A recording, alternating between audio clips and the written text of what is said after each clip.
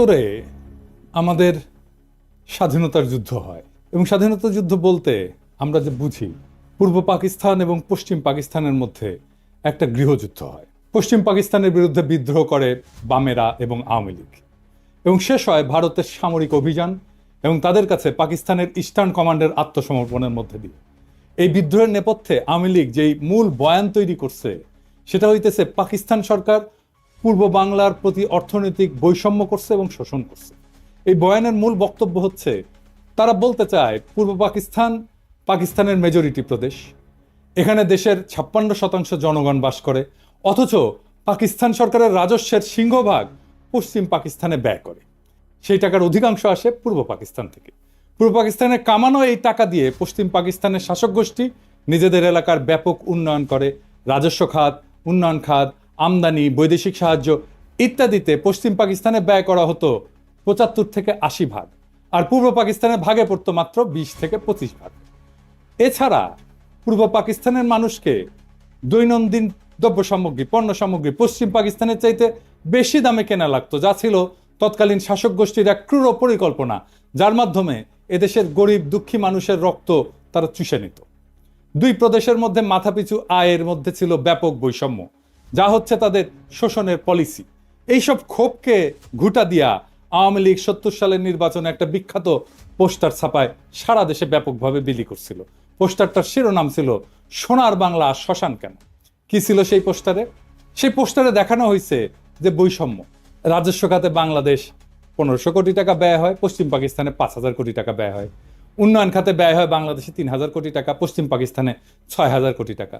বৈদেশিক সাহায্য বাংলাদেশ শতকরা পায় ২০ ভাগ, পশ্চিম পাকিস্তান পায় ৮০ ভাগ। বৈদেশিক দ্রব্য আমদানি বাংলাদেশে শতকরা ২৫ ভাগ, পশ্চিম পাকিস্তান ৭৫ ভাগ।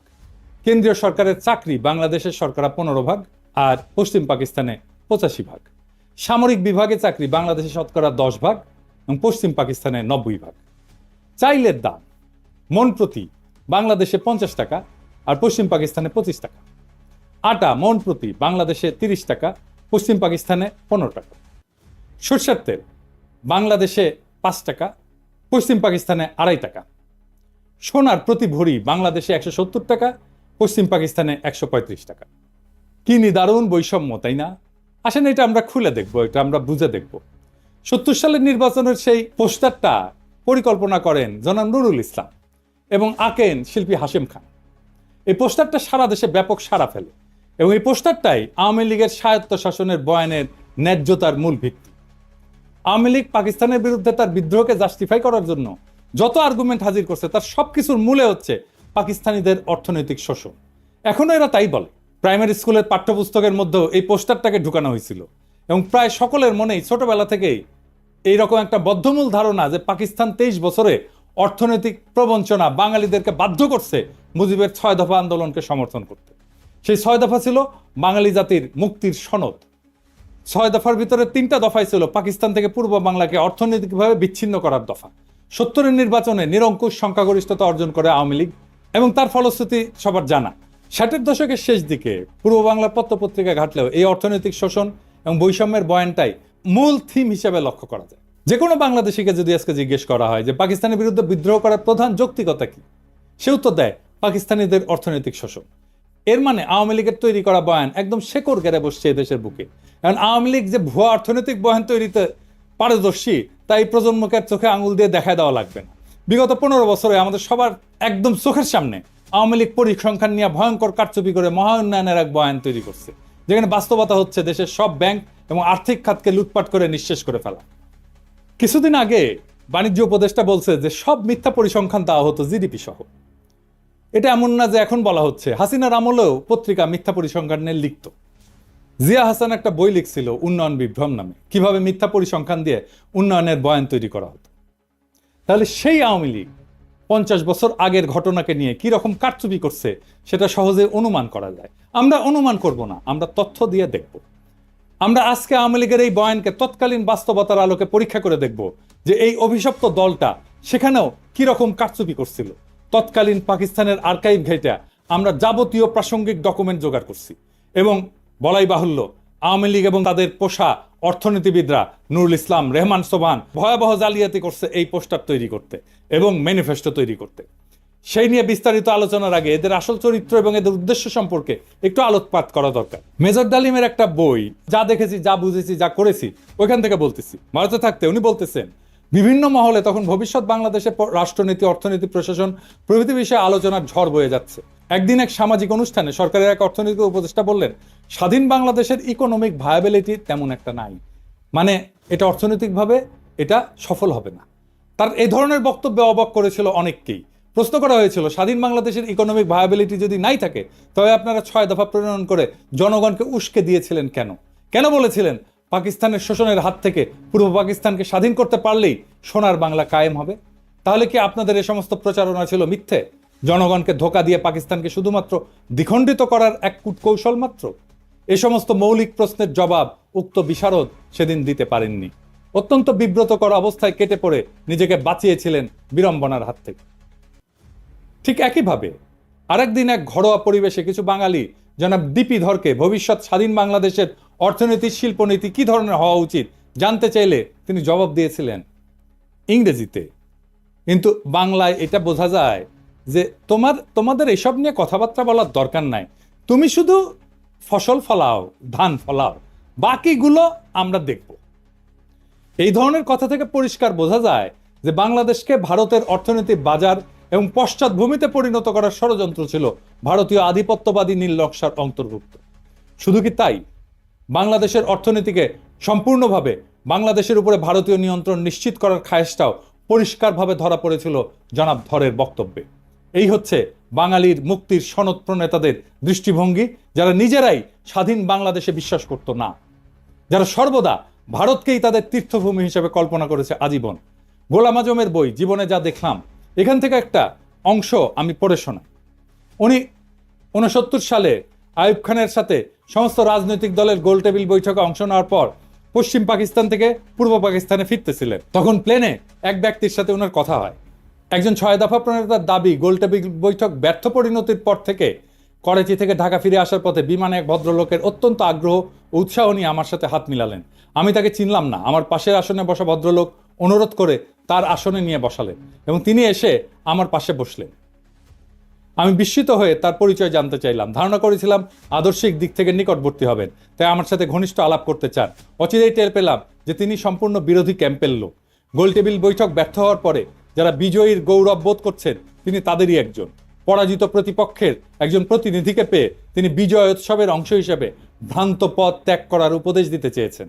পরিচয় নিয়ে জানলাম তিনি একজন সিএসপি উচ্চ কর্মকর্তা, ইসলামাবাদে কর্মরত আছেন, ছুটিতে দেশের বাড়িতে যাচ্ছেন। নাম ডক্টর আব্দুস সাত্তার। আমাকে তিনি খুব ভালো করেই চিনেন বলে জানলেন। যারা রাজনীতি করেন তারা লেখাপড়ার চর্চা কমই করেন, আমি এর ব্যতিক্রম বলে আমাকে শ্রদ্ধা করেন বলেও উল্লেখ করলেন। আমার সাথে আলোচনার সুযোগ পেয়ে তিনি খুবই খুশি হয়েছেন বলেও জানিয়েছিলেন। এভাবে কতক সৌজন্যমূলক কথা বলে তিনি বক্তব্য শুরু করলেন। আপনারা 6 দফাকে সঠিকভাবে বিবেচনা করলেন না, এটাকে শেখ মুজিবের হঠকারী রাজনৈতিক প্রস্তাব মনে করে হয়তো এটার যথার্থ মূল্যায়ন করতে পারেননি।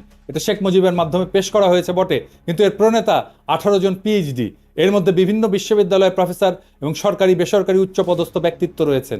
এটি অত্যন্ত সুচিন্তিত এবং সুপরিকল্পিত ফর্মুলা, যা 8 কোটি বাঙালির ভাগ্যের দ্রুত পরিবর্তন করবে। আমি জিজ্ঞেস করলাম, ওই 18 জন পিএইচডির মধ্যে আপনি নিশ্চয়ই অন্যতম? তিনি জোশের সাথে দাবি করলেন যে তিনিও এই সংগঠকদের একজন। আমি জানতে চাইলাম, এই 18 জনের সবাই কি বাঙালি? তিনি আরও উৎসাহের সাথে বললেন যে তারা সবাই বাঙালি জাতীয়তার বিশ্বাসী। আমি জিজ্ঞেস করলাম যে আপনারা নিশ্চয়ই সুদূর প্রসারী পরিকল্পনার ভিত্তিতে এই 6 দফা প্রণয়ন করেছেন। উক্ত পরিকল্পনায় কি পূর্ব এবং পশ্চিম পাকিস্তানকে একটা রাষ্ট্র হিসেবে গড়ে তোলার চিন্তা রয়েছে? তিনি খুবই খোলা মনে জবাব দিলেন, আপনারা জনগণের ময়দানে কাজ করেন, আমরা তাদের সাথে কাজ করছি যারা দেশ চালাচ্ছে। পাঞ্জাবিরা আমাদের দাবিয়ে রাখতে চায়, তাদের থেকে আলাদা না হয়ে আমরা উন্নতি করতে পারবো না। আমাদের 2 অঞ্চলের মাঝখানে ভারত, এ অবস্থায় এক রাষ্ট্রের অন্তর্ভুক্ত থাকা অস্বাভাবিক। আমি বললাম, আমরা সংখ্যাগরিষ্ঠ, দেশ গণতন্ত্রের পথে এগুচ্ছে, আমরা কেন্দ্র প্রাধান্য বিস্তার করব, আমরা কেন আলাদা হওয়ার কথা চিন্তা করব? তারা আলাদা হতে চাইলে দেখা যাবে। এর জবাবে তিনি এমন কথা বললেন যা শুনে আমি চমকে গেলাম। তিনি বললেন, বাঙালি জাতি হিসাবে আমাদেরকে চিন্তা করতে হবে 47 সালে বাঙালি জাতিকে বিভক্ত করায় আমরা জাতি হিসেবে দুর্বল হয়ে গেছি। বাঙালি জাতি ঐক্যবদ্ধ হলে গোটা উপমহাদেশে আমরা বিশাল মর্যাদার অধিকারী হতে পারবো। আমি জানতে চাইলাম, পশ্চিমবঙ্গের বাঙালিরা কি ভারত থেকে আলাদা হয়ে আমাদের সাথে মিলে আলাদা রাষ্ট্রে অন্তর্ভুক্ত হতে রাজি হবে? তিনি আস্থার সাথে বললেন, আলবত তারা প্রস্তুত হবে, তারা কলকাতাকে রাজধানী করতে চাইবে। বঙ্গদেশ বিভক্ত না হলে তো আমাদের পূর্ব পাকিস্তানের রাজধানী কলকাতাতেই থাকতো। ব্রিটিশ আমলেও কলকাতা বহু বছর ব্রিটিশ ভারতের রাজধানী ছিল। এখানে লক্ষণীয় যে উক্ত ব্যক্তি খালি 6 দফাতেই সন্তুষ্ট নন, উনি প্রত্যক্ষভাবে বাংলার সাথে যোগ দেওয়ার জন্য উদ্গ্রীব এবং সেই জন্যে পূর্ব বাংলার রাজধানী ঢাকা থেকে কলকাতাতে সরাই দিতেও প্রস্তুত। ক্ষুদিরাম সূর্য সেনের মন্ত্রমুগ্ধ শিষ্য, 47 সালের পার্টিশনের ইতিহাস সম্পর্কে যাদের মিনিমাম পড়াশোনা আছে তাদের জানার কথা, কংগ্রেসের দাবির মুখে লর্ড মাউন্টব্যাটেন মুসলিম সংখ্যাগরিষ্ঠ প্রদেশ পাঞ্জাব এবং বাংলাকে পার্টিশন করার সিদ্ধান্ত নেন, যেটার পুরোটা পাকিস্তানে আসার কথা ছিল। কায়েদে আজম জিন্না অনিচ্ছা সত্ত্বেও এই পার্টিশনের সিদ্ধান্তকে মেনে নেন, যেটা ছিল তার স্টেটসম্যানশিপের পরিচয়। জিন্না এটা নিয়ে আফসোস করে পোকায় কাটা পাকিস্তান বলেছিলেন। মাউন্টব্যাটেন প্ল্যানের আগ পর্যন্ত কংগ্রেস, মুসলিম লীগ এবং ইংরেজ সরকারের মধ্যে যত আলোচনা হয়েছে তার মুখ্য টপিক ছিল নতুন সংবিধানে ব্রিটিশ ভারতের 11টি প্রদেশের মধ্যে কী রকম সম্পর্ক থাকবে স্বাধীনতার পর। 1946 সালের ক্যাবিনেট মিশনে পুরো ভারতকে অখণ্ড রেখে মুসলিম প্রধান প্রদেশগুলোকে ম্যাক্সিমাম অটোনমি দেওয়ার একটা প্রস্তাব সংবিধানে করা হয়, যেটাতে মুসলিম লীগ এবং কায়েদে আজম সম্মতি প্রদান করেন। কংগ্রেস এবং নেহরু সেই প্রস্তাব মানতে রাজি না থাকায় কায়েদে আজম এরপর পূর্ণ স্বাধীনতার দাবি করেন। মাউন্টব্যাটেন প্রস্তাবের আগ পর্যন্ত প্রদেশগুলোকে অখণ্ড রেখে কোন প্রদেশ ভারতে থাকবে আর কোনটা পাকিস্তানে যাবে সেটা নিয়ে নেগোসিয়েশন চালান। মুসলিম লীগ 11টি প্রদেশের মধ্যে 4টি মুসলিম প্রধান প্রদেশ বাংলা, পাঞ্জাব, সিন্ধু, উত্তর পশ্চিম সীমান্ত প্রদেশ দাবি করে। মাউন্টব্যাটেন নেহরু দিয়ে ইনফ্লুয়েন্স হন। এই নেহরুর সাথে মাউন্টব্যাটেনের স্ত্রীর একটা অ্যাফেয়ার ছিল, দরকার পড়লে এটা রেফারেন্স দেওয়া যাবে। তো এই ইনফ্লুয়েন্সড হয়ে বাংলা এবং পাঞ্জাবের পুরো প্রদেশ না দিয়ে সেটাকেও পার্টিশন করার সিদ্ধান্ত নেন। 3রা জুন মাউন্টব্যাটেনের পার্টিশনের সিদ্ধান্তের পর ব্রিটিশ পার্লামেন্টের প্রথম প্ল্যানে, যেটা জুলাই মাসে ইন্ডিয়ান ইন্ডিপেন্ডেন্স অ্যাক্ট 1947-এর ভিতরে অন্তর্ভুক্ত ছিল, বাংলা প্রদেশের 5টি বিভাগের বর্ধমান প্রেসিডেন্সি, রাজশাহী, ঢাকা, চট্টগ্রাম 28টা জেলার মধ্যে পাকিস্তানকে 16টা জেলা প্রদান করা হয়। বর্ধমান বিভাগকে সম্পূর্ণ ভারতে, ঢাকা এবং চট্টগ্রাম বিভাগকে পার্বত্য চট্টগ্রাম ডিস্ট্রিক্ট বাদে, পার্বত্য চট্টগ্রাম পরে অন্তর্ভুক্ত হয়েছে, সম্পূর্ণ পাকিস্তানকে প্রদান করা হয়। প্রেসিডেন্সি বিভাগের 6টি জেলার মধ্যে পাকিস্তানকে 3টা, যশোর, মুর্শিদাবাদ, নদিয়া এবং ভারতকে 3টা জেলা, কলকাতা, 24 পরগনা, খুলনা প্রদান করা হয়। রাজশাহী বিভাগকে পার্টিশন করে 8টি জেলার মধ্যে 6টি জেলা, বগুড়া, দিনাজপুর, মালদা, পাবনা, রাজশাহী, রংপুর পাকিস্তানে এবং অবশিষ্ট 2টি জেলা দার্জিলিং, জলপাইগুড়ি ভারতে প্রদান করা হয়।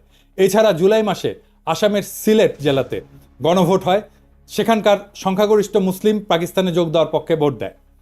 এরপরে স্যার সিরিল রেডক্লিফকে প্রধান করে একটা পার্টিশন কমিশন বানানো হয় ফাইনাল ডিটেলস ঠিক করার জন্য।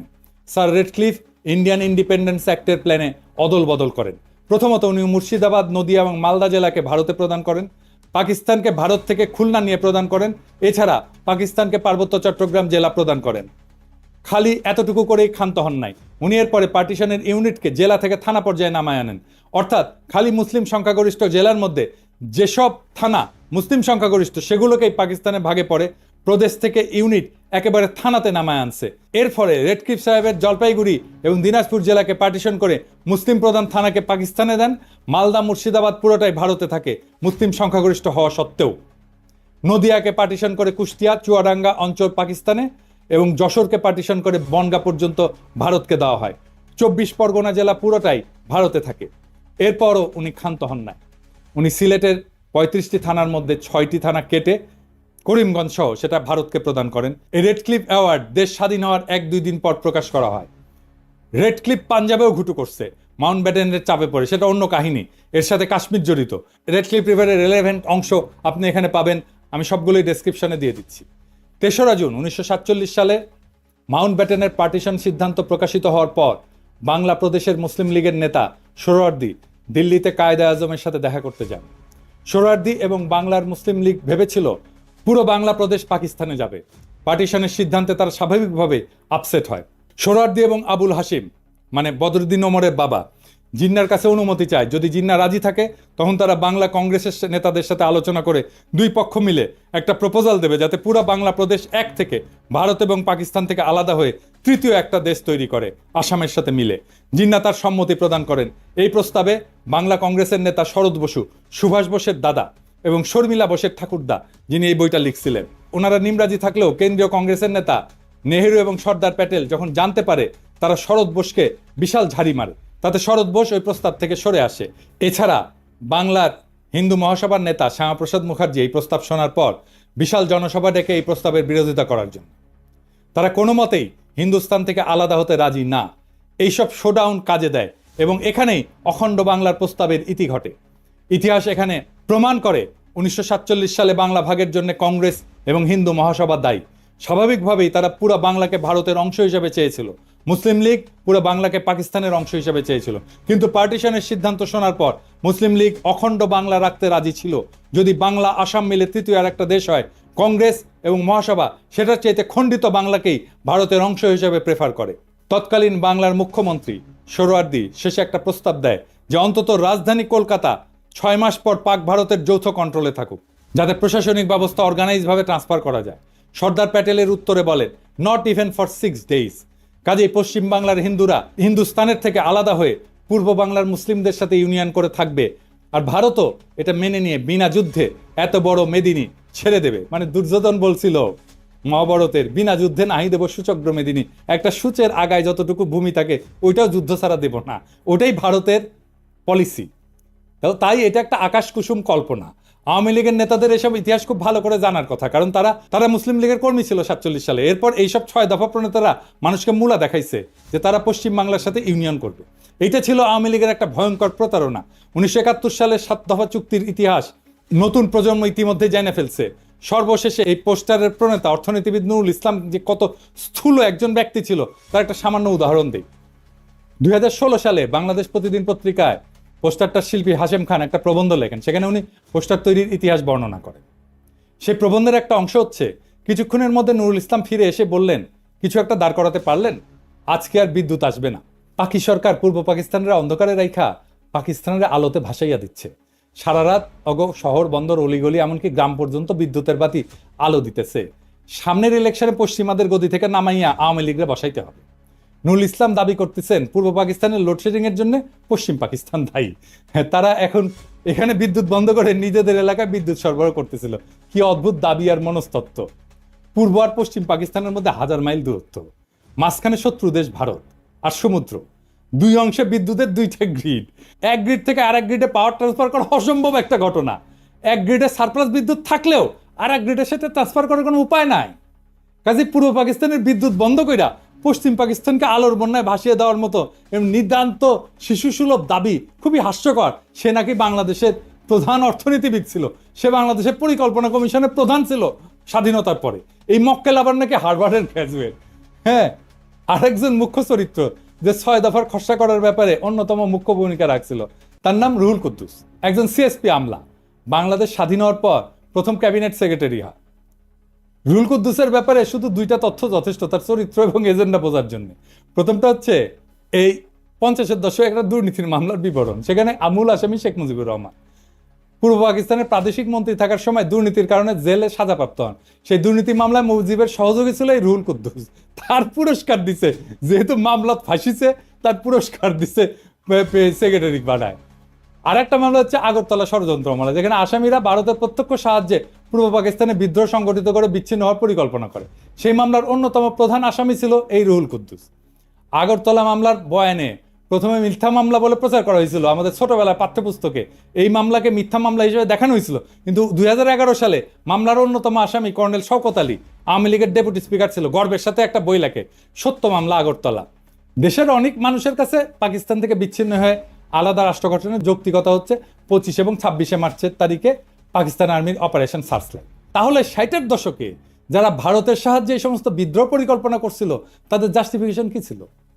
পাকিস্তান তো 1971 সালের আগে কোনো গণহত্যা চালায়নি। যদি বলে অর্থনৈতিক বৈষম্য, সেই বেলুন আমরা একটু পরে ফুটা করে দেখা দিচ্ছি। 1965 সালে পাকিস্তান ভারতের সাথে একটা ফুল স্কেল যুদ্ধ হয়। ঠিক তার পরপর কোন ধরনের চরিত্রের মানুষ সেই ভারতের থেকে অস্ত্র এবং টাকার সাহায্য নিয়ে পাকিস্তানের বিরুদ্ধে বিদ্রোহ করার পরিকল্পনা করে? এই ধরনের মানুষেরা পাকিস্তানের তথাকথিত শোষণের বয়ান তৈরি করে জনগণের মধ্যে ফেরি করছে। এখানে প্রফেসর সৈয়দ সাজ্জাদ হোসেনের কিছু অবজারভেশন খুবই গুরুত্বপূর্ণ। ওনার 71-এর স্মৃতি বলে একটা বই আছে। তিনি একাধারে একজন প্রখ্যাত শিক্ষাবিদ, সাহিত্য পণ্ডিত এবং লেখক। বাঙালি মুসলমানের মধ্যে তিনি প্রথম ব্যক্তি যিনি ইংরেজি সাহিত্যে পিএইচডি ডিগ্রি অর্জন করছিলেন। রাজশাহী বিশ্ববিদ্যালয়ের ভিসি ছিলেন। আসল কথা, যারা এই সমস্ত কথা বলে এবং এই জিনিস শুরু হয়েছে 60-এর দশক থেকেই, তারা একটা রাজনৈতিক উদ্দেশ্য হাসিলের মতলবে এই সমস্ত থিওরি আওড়ায়। 1947 সালে বিভক্তি এরা মানতে রাজি নয় এবং এই অঞ্চল স্বাধীন থাকুক এটা তারা চায় না। পাকিস্তান আমলে এরা অনবরত প্রচার করেছে যে আমরা পাঞ্জাবিদের অধীন এবং পাকিস্তান থেকে বেরিয়ে এলে সত্যিকার অর্থে স্বাধীন হতে পারবো। আবার এখন বলছে 1971 সালে যে স্বাধীনতা অর্জিত হয় তার কোনো মূল্য নাই, ওপার বাংলার সাথে মিলে গেলেই নাকি আমরা সত্যি মুক্ত হবে। 1971 সালে ভারতের সাথে মিলিত হওয়ার কথা প্রকাশ্যভাবে বলা হতো না, কারণ ও কথা বললে এদেশের জনসমাজ সাড়া দিত না। তাই তখন বলা হচ্ছিল ভারত আমাদের প্রকৃত বন্ধু, ভারতীয় সৈন্য এসে আমাদের রক্ষা করবে। ভারতে বাঙালি, পাঞ্জাবি, মারাঠি, তামিল, শিখ, পার্সি বিভিন্ন জাতি এবং ভাষাভাষী লোকেরা এক রাষ্ট্র গঠন করে বসবাস করতে পারে, তার মধ্যে কোনো অসঙ্গতি লক্ষ্য হয়নি। কিন্তু পাকিস্তানে পাঞ্জাবি, পাঠান, সিন্ধি এবং বাঙালি এক রাষ্ট্র গঠন করে এমন একটা কর্ম করেছিল যা শুধু হাস্যকরই না, রীতিমতো অ্যাবসার্ড এবং অযৌক্তি। এই যুক্তিটি চিরকালই আমার কাছে অদ্ভুত থেকেছে। ভারতের প্রধান ধর্ম হচ্ছে হিন্দুত্ব। উত্তর ভারতের ব্রাহ্মণ এবং রাজপুতের সঙ্গে পশ্চিম ভারতের মারাঠা এবং দক্ষিণ ভারতের দ্রাবিড় সম্প্রদায়গুলির মধ্যে ধর্মীয় বন্ধন ছাড়া আর কোনো বন্ধন নাই। এই ধর্ম ইসলামের মতো ধর্ম নয়। উত্তর ভারতের ধর্মীয় আচরণের সঙ্গে দক্ষিণ ভারতের ধর্মীয় আচরণের প্রভেদ অনেক। মুসলমান বলতে আমরা যেমন বুঝতে পারি যে ব্যক্তি এক আল্লাহ এবং রসুলে বিশ্বাস করে, সেরকম কোনো সর্বগ্রাহ্য বিশ্বাস হিন্দুদের মধ্যে নেই। তবু অহর্নিশ আমাদের বলা হয়েছে যে কায়েদে আজম মোহাম্মদ আলী জিন্নাহ আমাদের ইচ্ছার বিরুদ্ধেই নাকি পূর্বাঞ্চলকে পাকিস্তানের সাথে যুক্ত করেছিলেন। এই যে লাখ লাখ লোক যারা আমরা পাকিস্তান আন্দোলনে শরিক হয়েছিলাম, আইনসভার সদস্য যারা 47 সালে ভোট দিয়ে পাকিস্তানে যোগ দিয়েছিলাম, এরা যেন রাতারাতি হয়ে গেলেন দেশদ্রোহী এবং সমাজদ্রোহী। বর্তমানেও বাঙ্গু, সুশীল, প্রগতিশীল, প্রথম আলো, মতি, ডেইলি স্টারের মাহফুজ এবং তাদের কলামিস্ট বর্গ যেমন আলী ইমাম মজুমদার ভারতের কোনো কোনো প্রদেশের বিচ্ছিন্নতার কথাও শুনলে তেলে বেগুনে জ্বলে ওঠে। তারাই আবার পাকিস্তানের প্রদেশগুলোর ইউনিয়নের মধ্যে কন্ট্রাডিকশন খুঁজে পায়। আবার আসা যাক অর্থনৈতিক বৈষম্য এবং আওয়ামী লীগের তৈরি বয়ান নিয়ে। এই প্রসঙ্গে ডক্টর সাজ্জাদ হোসেন লিখছেন যে যখন আওয়ামী লীগ এরকম প্রচারণা চালাচ্ছিল যে পশ্চিম পাকিস্তানের পূর্ব পাকিস্তানে বৈষম্য করা হয়, এই যে সোনার বাংলা শ্মশান কেন, এরকম একটা পোস্টার ছাপে, তাহলে পাকিস্তানের তরফ থেকে কেন এইটার প্রতিবাদ জানানো হয়নি বা প্রশ্নটা পরিষ্কার করা হয়নি?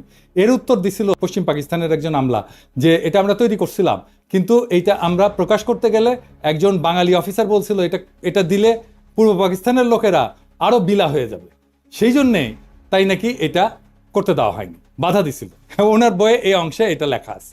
আওয়ামী বয়ানের এই যে শুভঙ্করের ফাঁকি, এটা ধরার জন্য আমরা ব্যাখ্যা করব সরকারি ফাইন্যান্স কিভাবে কাজ করে এবং সরকারি ফাইন্যান্সের সাথে দেশের জিডিপির সম্পর্ক এটা কি। একটা দেশের জিডিপি হচ্ছে সেই দেশের মধ্যে অবস্থিত সমস্ত পণ্য, বস্তু, সার্ভিস বা সেবার এটার যোগফল।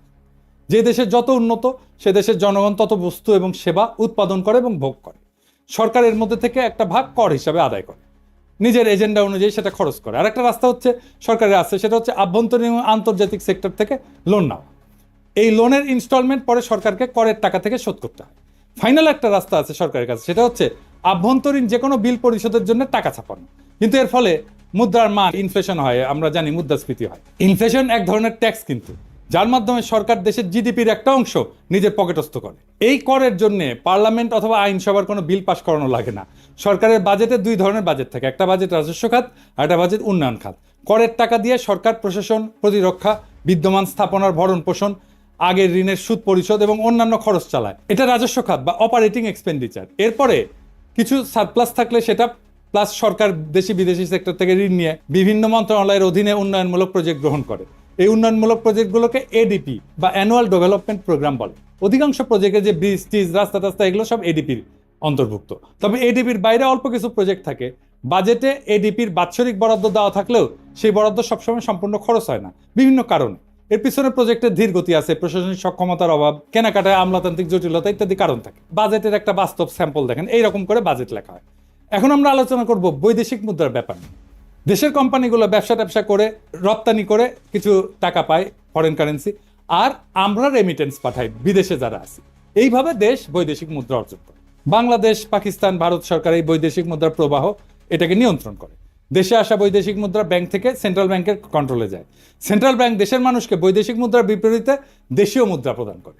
এরপর কোনো আমদানিকারক কিছু আমদানি করতে চাইলে সেন্ট্রাল ব্যাংকের অনুমতিক্রমে লেটার অফ ক্রেডিট খুলে প্রয়োজনীয় বৈদেশিক মুদ্রা দিয়ে বস্তু অথবা সেবা আমদানি করে। আমেরিকা, সিঙ্গাপুর, হংকং এসব দেশে এরকম কোনো এক্সচেঞ্জ কন্ট্রোল নাই। এসব কারেন্সি ফ্রি ফ্লোটিং, মানে সাপ্লাই ডিমান্ডের উপরে ফরেন কারেন্সির বিনিময় মূল্য নির্ভর করে বা ওঠানামা করে। আমদানি রপ্তানিকারকের কোনো কেন্দ্রীয় ব্যাংকের অনুমতি লাগে না, বা কেন্দ্রীয় ব্যাংক এই সমস্ত ব্যাপার রেগুলেট করে না। এই যে বাংলাদেশ, পাকিস্তান বা ভারতের সরকার তার বিভিন্ন প্রজেক্টের জন্য প্রয়োজনীয় বৈদেশিক মুদ্রা কেন্দ্রীয় ব্যাংক থেকে কেনে দেশীয় করের মাধ্যমে উত্তোলন করা টাকার বিনিময়, অথবা সরাসরি বিদেশি কোনো সেক্টর থেকে বৈদেশিক মুদ্রা ঋণ নেয় কোনো প্রজেক্টের জন্য। দেশে বৈদেশিক মুদ্রার প্রবাহ, রপ্তানি এবং রেমিটেন্স মিলে আমদানি থেকে বেশি হলে সারপ্লাস জমতে থাকে সেন্ট্রাল ব্যাংকের হিসাবে। এটাকে বলা হয় ফরেন কারেন্সি রিজার্ভ। এবার আমরা দেখব শোষণ কাকে বলে, অর্থনৈতিক শোষণ কাকে বলে। আমাদের আক্কেল জ্ঞান বলে যে শোষণ হচ্ছে কারো কাছ থেকে জোর করে বেশি টাকা করের মাধ্যমে তুলে সেই টাকা নিজের পিছনে খরচ করা, অথবা কারো শস্য, সম্পদ, গবাদি পশু ইত্যাদি জোরপূর্বক নিয়ে যাওয়া, অথবা কাউকে বাধ্যতামূলকভাবে কোনো কাজ করতে বাধ্য করা এবং তাকে কম পারিশ্রমিক দেওয়া। তাই তো? এরকম অসংখ্য উদাহরণ মানব সমাজে পাওয়া যায়। যেমন মঙ্গলরা তারা কারো শস্য, সম্পদ, গবাদি পশু জোরপূর্বক নিয়ে যেত। মারাঠাদের বর্গী হামলার উদাহরণ তো আছেই, তাদের চৌত আদায় করত। রোমান সাম্রাজ্যে ইতালিতে রোমান নাগরিকদের কর দেওয়া লাগতো না, সাম্রাজ্যের সমস্ত খরচ রোমানদের দখলকৃত প্রদেশের মানুষদের কাছ থেকে তোলা হতো। এরকম আরো অনেক উদাহরণ পাওয়া যাবে। আরাকানের মগ এবং পর্তুগিজদের রেইড উল্লেখযোগ্য, তারা এসে আমাদের এখান থেকে নিয়ে যেত জিনিসপত্র। এখন পাকিস্তান আমলে পাকিস্তানের কেন্দ্রীয় সরকার কি পূর্ব বাংলায় রেড দিয়ে সমস্ত শস্য, গবাদি পশু জোর করে নিয়ে যেত? না। নাকি তারা আমাদেরকে দাস হিসাবে বাঙালিদেরকে ধরে নিয়ে গিয়ে তাদের খনিতে খনি মজুর হিসেবে কাজ করাইছে? না, তা তো না। তাহলে শোষণটা হইলটা কিভাবে? পূর্ব বাংলা এবং পশ্চিম পাকিস্তানের পাঞ্জাব, সিন্ধু, সীমান্ত, বেলুচিস্তানের মানুষ সবাই দেশের সমান নাগরিক ছিল না? একটা কথা বারবার বলা হয় যে পূর্ব পাকিস্তানের জনসংখ্যা পাকিস্তানের জনসংখ্যার 56%। করের ব্যাপারে সবচেয়ে গুরুত্বপূর্ণ তথ্য হচ্ছে পূর্ব পাকিস্তানের মানুষ পাকিস্তানের রাজস্বের কত যোগান দিত জানেন? 26%, মাত্র 26%। পশ্চিম পাকিস্তানের 44% মানুষ বাকি 74% যোগান দিত। এর বিপরীতে পূর্ব পাকিস্তান চতুর্থ পঞ্চবার্ষিক পরিকল্পনায় মোট সরকারি উন্নয়ন বরাদ্দের 60% বরাদ্দ পাইছিল, পশ্চিম পাকিস্তান পাইছিল 40%। ওদেরই তো বিদ্রোহ করার কথা। তৃতীয় পরিকল্পনায় পূর্ব পাকিস্তান পাইছিল 53%, পশ্চিম পাকিস্তানের বরাদ্দ ছিল 47%। দ্বিতীয় প্ল্যানে 63-64 সালে দুই প্রদেশের অনুপাত ছিল 50-50। একবার ব্যাপারটা ঠান্ডা মাথায় চিন্তা করে দেখেন তো, একটা প্রদেশ দেশের মোট রাজস্বের 26% যোগান দিয়ে বিপরীতে 53-60% উন্নয়ন বরাদ্দ পাচ্ছে, তাও আবার নিজেদের শোষিত বলে জোর গলায় দাবি তোলে।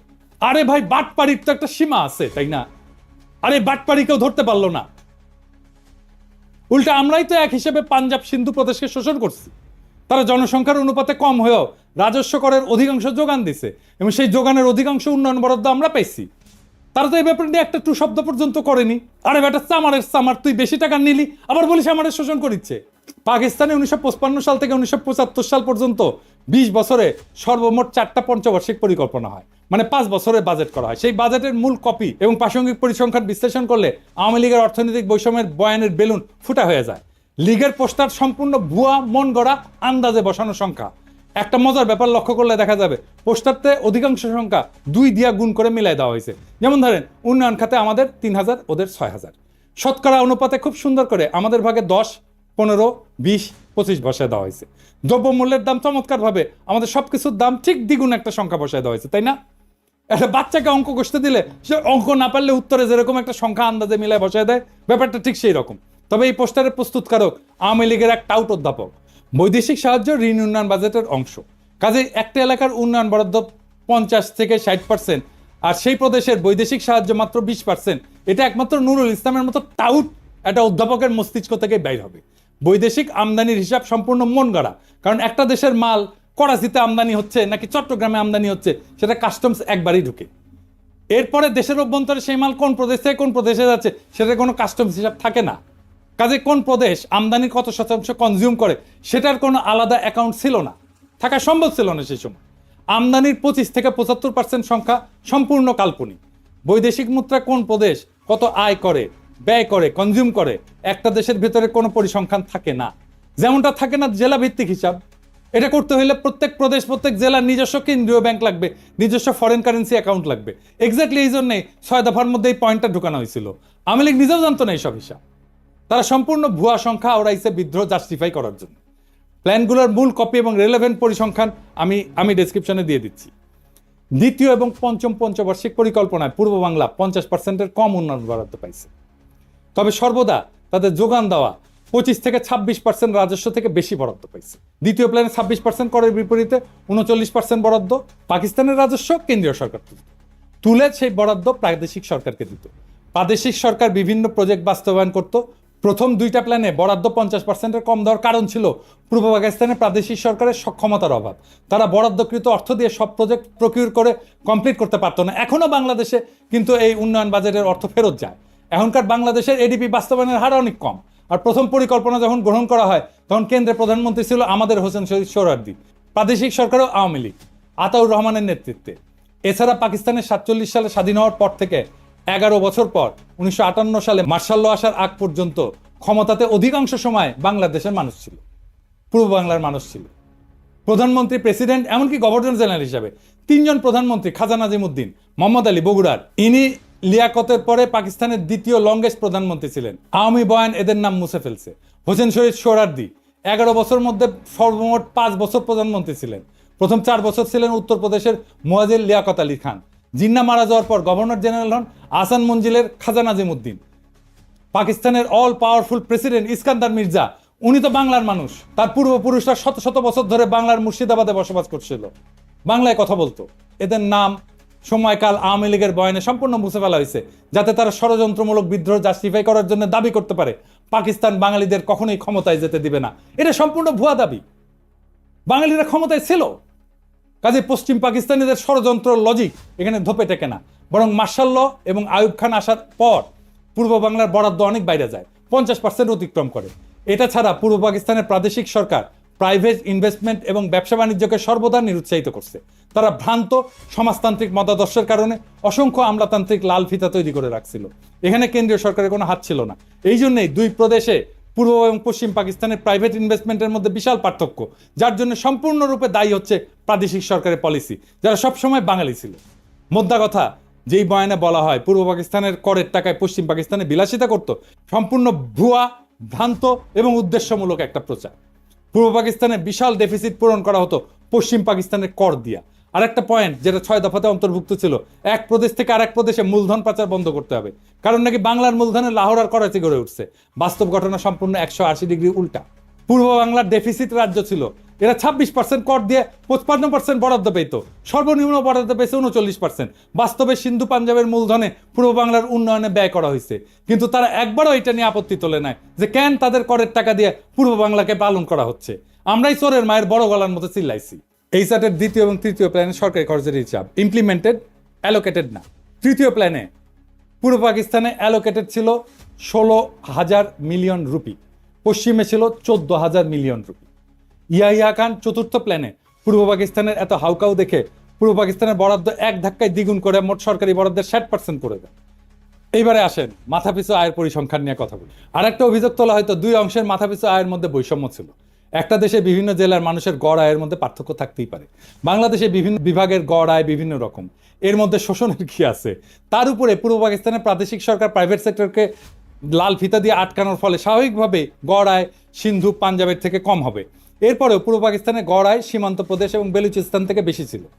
আইয়ুব খান, ইয়াহিয়া খান তো সীমান্ত প্রদেশের মানুষ ছিলেন। তারা কি তাহলে তাদের নিজেদের এলাকা শোষণ করে পূর্ব বাংলাকে তুলনামূলকভাবে বেশি মাথাপিছু আয়ের বরাদ্দ করে দিছিল? আরো বড় কথা, পূর্ব পাকিস্তানের গড় আয় ভারতের গড় আয়ের থেকে বেশি ছিল।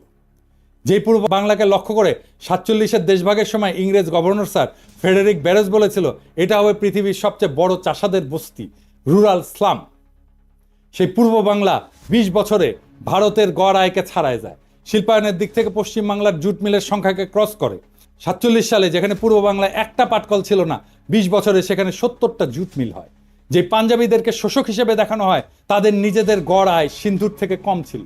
তাহলে কি বাঙ্গুলজিকে সিন্ধুই পাঞ্জাবিদেরকে শোষণ করতেছিল? এসব শুনলে তো ঘোড়া হাসবে। ভারত এবং যুক্তরাষ্ট্র বিভিন্ন রাজ্যে মাথাপিছু আয় বিভিন্ন রকম। ভারতের মহারাষ্ট্রের সাথে পশ্চিমবঙ্গের বিশাল পার্থক্য। পাঙ্গু সুশীলরা ভারতের কোনো উদাহরণকে কি শোষণ বলবে? মাইকেল মধুসূদন দত্ত একটা প্রহসন লিখছিল, একেই কি বলে সভ্যতা? বেঁচে থেকে এই সমস্ত ঘটনার ডিটেলস জানলে লিখতেন, একেই কি বলে শোষণ? ভারতের গড় আয় নানা প্রদেশে নানা রকম। একই কথা বলা হয় বিভিন্ন প্রদেশের মধ্যে বিভিন্ন গ্রোথ রেটের পার্থক্য। আমেরিকার বিভিন্ন রাজ্যের মধ্যে বিভিন্ন গ্রোথ রেট, ভারতের বিভিন্ন রাজ্যের মধ্যে বিভিন্ন গ্রোথ রেট, কিন্তু কোনো বয়ানে এসবকে শোষণ বলা হয় না। পাকিস্তানের ক্ষেত্রে সবাই লাফায় ওঠে, একদম শোষণের লেকচার মারা শুরু করে কেন? আর একটা বিষয় আছে, সেটা হচ্ছে কস্ট অফ লিভিং এর তারতম্য। পোস্টারে যে কস্ট অফ লিভিং দেখা হয়েছে, আশা করি এতক্ষণে সবাই বুঝছেন সেটা সম্পূর্ণ ভুয়া, আন্দাজে বসানো সংখ্যা। এখানে আরো দুইটা কথা যোগ করি। একটা দেশের বিভিন্ন শহর গ্রাম জীবনযাত্রার খরচ ভিন্ন। ঢাকাতেও জীবনযাত্রার খরচ মাগুরার একটা গ্রামের থেকে অনেক বেশি। তাহলে কি বাঙ্গুলজিকে মাগুরার গ্রাম ঢাকাকে শোষণ করতেছে? বিশ্বের সব দেশেই শহর গ্রাম বিভিন্ন এলাকার জীবনযাত্রার খরচ ভিন্ন ভিন্ন। উন্নত শহরে খরচ বেশি হয়, যেমন নিউ ইয়র্ক সিটিতে খরচ অত্যন্ত ব্যয়বহুল, সেখানে ওহিওর একটা ছোট শহরে সে খরচ অনেক কম। তাহলে কি সবাই নিউ ইয়র্ক সিটিকে শোষণ করতেছে? এই হচ্ছে আওয়ামী লীগের তৈরি করা পাকিস্তানের অর্থনৈতিক শোষণের বয়ানের আসল রূপ। এটা দেখাই দেওয়া উচিত ছিল, কিন্তু তার অর্থ এই না যে আমরা বলবো আমাদের 1971-এর স্বাধীনতার যুদ্ধ করা ভুল হয়েছে। কিন্তু ভুল তথ্য দিয়া ভুল বুঝায় তো একটা জাতিকে চিরজীবন অন্ধ রাখা যায় না। 25শে মার্চের গণহত্যা একটা টার্নিং পয়েন্ট। ওই অবস্থা কেন কিভাবে তৈরি হয়েছিল সেটা আরেকদিন আলাপ হবে। সেই অন্ধকার ইতিহাস শুনলে আপনি শিউরে উঠবেন যে কি ভয়ানক পরিকল্পনা করে এমন একটা সম্ভাবনার দিকে ঠেলে দেওয়া হয়েছিল একটা পুরো জাতিকে। সেই ইতিহাস আরেকদিন। বাংলাদেশের ইতিহাস শুধু বিজয়ের গল্প না, বরং সত্য আর মিথ্যার একটা দীর্ঘ সংগ্রাম। 1971 সালের মুক্তিযুদ্ধ আমাদের জাতির সত্তার ভিত্তি গড়ে দিছে, তবে এর প্রত্যেকটা দিক সঠিকভাবে বোঝা জরুরি। পাকিস্তানের শোষণ, বৈষম্যের বয়ান, রাজনৈতিক চক্রান্ত এবং বহির্বিশ্বের ভূমিকা, এসব প্রশ্নের নতুন বিশ্লেষণ দরকার, নতুন বয়ান দরকার, নতুন ইতিহাসবোধ দরকার। যেই জাতি ইতিহাসকে প্রশ্ন করতে শেখে সেই জাতি ভবিষ্যৎকে রচনা করতে পারে। ভুল তথ্যের ভিত্তিতে জাতীয় চেতনার বিকৃতি ঘটে, আর সেখান থেকেই জন্ম নেয় দুর্বল শাসন, দুর্নীতি এবং প্রহসনের উন্নয়নের বয়ান। আজকে বাংলাদেশ যদি সত্যিকার অর্থে স্বাধীনতার চেতনাকে ধারণ করতে চায়, তবে তাকে নিরপেক্ষভাবে অতীতের ঘটনাগুলো পর্যালোচনা করতে হবে।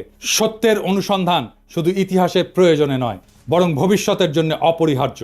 জাতি হিসেবে আমাদের দায়িত্ব হলো ইতিহাসের প্রকৃত সত্যকে জানা, যাতে মিথ্যার বুনিয়াদ ভেঙে আমরা একটা উন্নত, স্বনির্ভর এবং শক্তিশালী বাংলাদেশ গড়তে পারি। আসুন আমরা ইতিহাসকে প্রশ্ন করতে শিখি, কারণ সঠিক প্রশ্নই আমাদের সঠিক ভবিষ্যতের দিকে এগিয়ে নিয়ে যাবে। ইনকিলাব জিন্দাবাদ।